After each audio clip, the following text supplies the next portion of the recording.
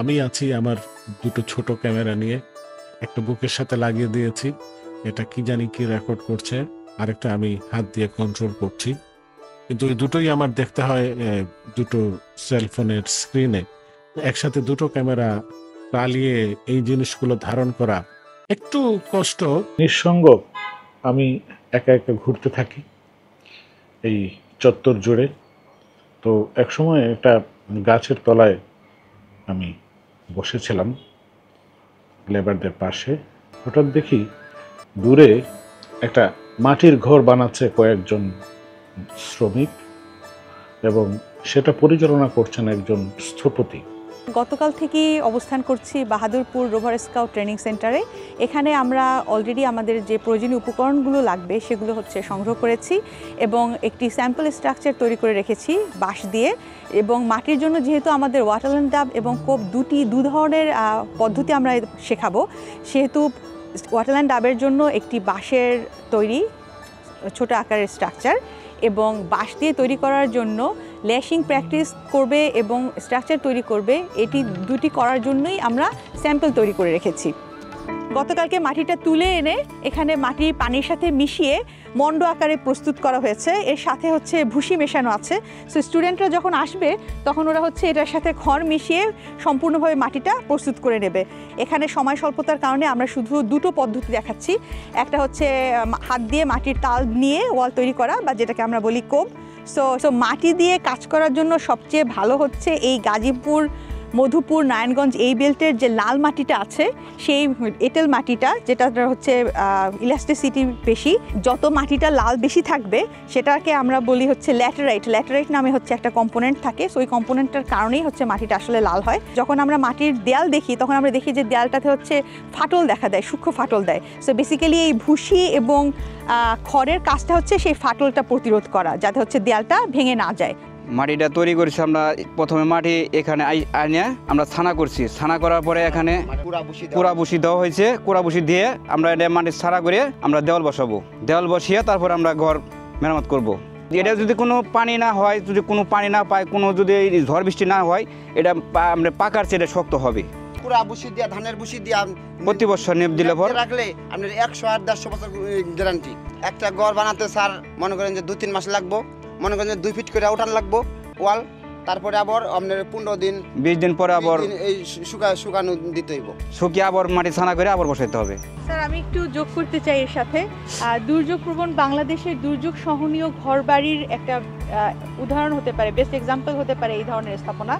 কারণ উনি যেটা বললেন যে এই ধরনের বিল্ডিং গরমের দিনে আসলে ভিতরে ঠান্ডা থাকে, বাইরের টেম্পারেচার থেকে ভিতরে টেম্পারেচার অনেক কম থাকে, এবং শীতের দিনে ভিতরটা উষ্ণ থাকে।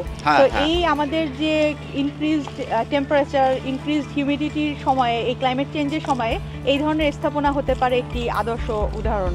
মাটির ঘর বানানোর এই প্রযুক্তিটা হাতে কলমে শিখবে আজকে অংশগ্রহণকারীদের একটি দল, মানে 2টা দলে ভাগ হবে। তার একটি দল এই মাটির ঘর বানাবে, আরেক দল বাঁশের ঘর বানাবে।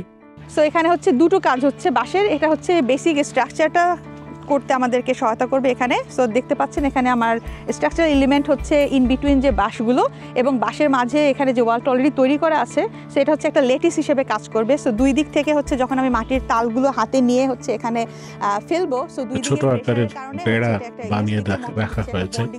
এরকম একটা বেড়া যদি কেউ বানাতে পারে তাহলে সে পুরো ঘরটাই বানাতে পারবে। বাংলাদেশে বিশেষ করে সিলেটে দেখা যায়, এবং অনেক সময় নদীর পাড়ে যে ঘরবাড়িগুলো থাকে আমাদের দক্ষিণ অঞ্চলে, সেখানে কম খরচে সহজে এই ধরনের ঘরবাড়ি তৈরি করা হয়।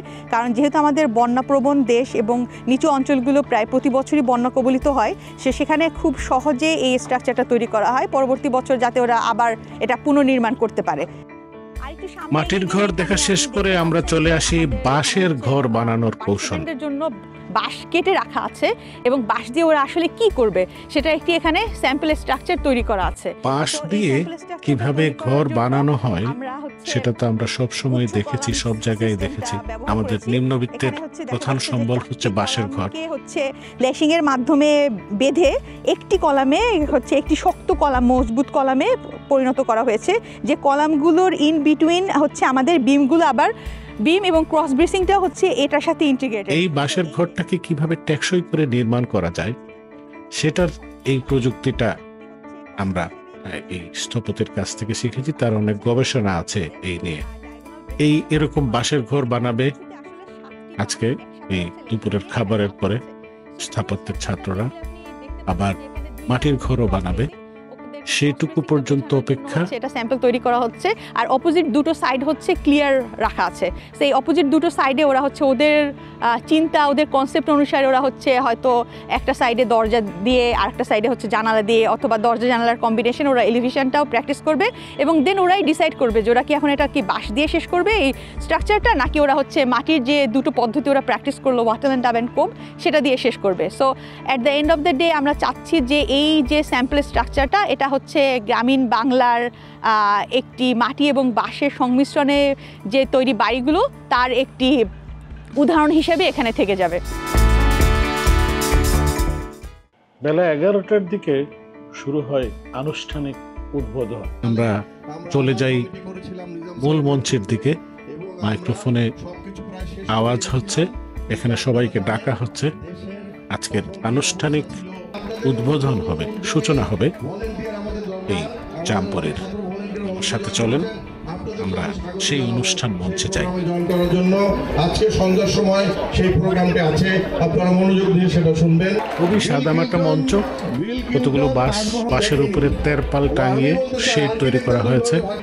এক পাশে একটা কাঠের পাটাতন আছে, সেই পাটাতনের উপরে এসে বসেছেন এই জামবুরির আয়োজক, প্রধান যিনি আছেন ডক্টর নিজামউদ্দিন আয়োজক।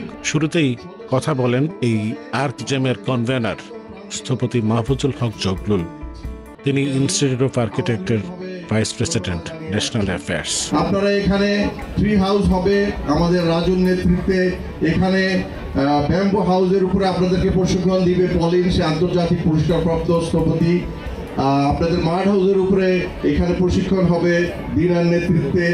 এখানে অলিভের নেতৃত্বে ডিজাইন শেয়ারেড হবে, মেহেদির নেতৃত্বে হাইকিং হবে, মেঘনার নেতৃত্বে ট্রি প্ল্যান্টেশন হবে, যেখানে আপনারা একটি করে গাছ লাগাবেন।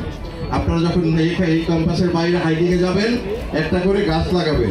আমি অনুরোধ করব খুব দরদের সাথে গাছ লাগাবেন।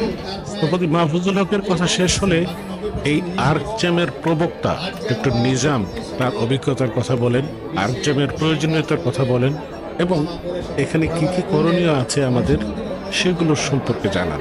আমি এই অঞ্চলের একজন সদস্য 1993 সাল থেকে। এই বিল্ডিংটা আমার করা, ভালো হোক মন্দ হোক, 1997-এ, অনেক আগে। তো আপনারা সবাই এসেছেন বিভিন্ন বিশ্ববিদ্যালয় থেকে। সবচেয়ে প্রথমে আপনাদের বিভাগীয় প্রধান এবং উপাচার্য মহোদয়কে অনেক অনেক ধন্যবাদ আপনাদেরকে এখানে আসতে সুযোগ দেওয়ার জন্য। আমি এক এক করে বিশ্ববিদ্যালয়ের নাম বলবো, আপনারা সবাই একটু হৈ হৈ করে উঠবেন। Okay, Asadullah university,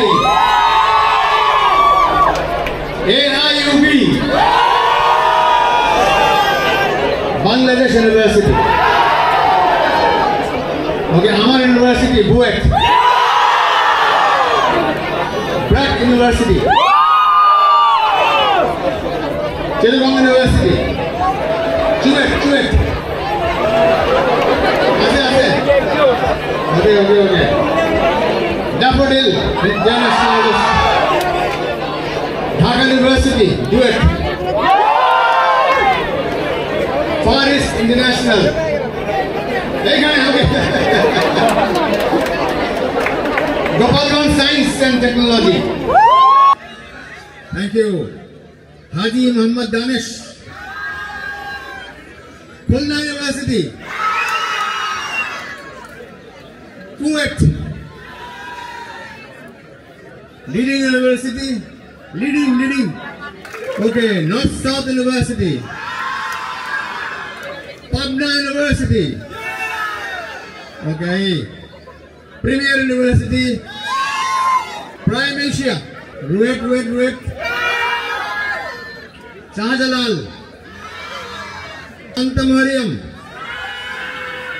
Sonargaon. Thank you. Southeast University. Stanford University. State University. University of Asia Pacific. এবং অনেকে আসছে as architects.